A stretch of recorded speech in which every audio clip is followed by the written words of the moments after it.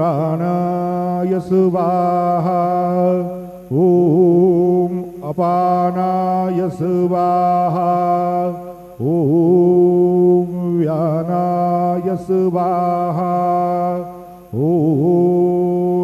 उदानाय स्वाहा ॐ समानाय स्वाहा ॐ ब्रह्मणे नमः।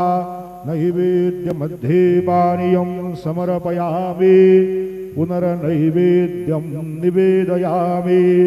ॐ प्राणाय स्वाहा ॐ अपानाय स्वाहा ॐ व्यानाय स्वाहा ॐ उदानाय स्वाहा ॐ समानाय स्वाहा ॐ ब्रह्मणे नमः।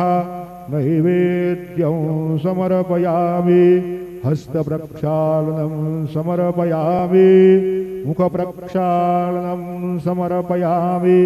सद्गुरु साईनाथ देवताभ्यो नमः।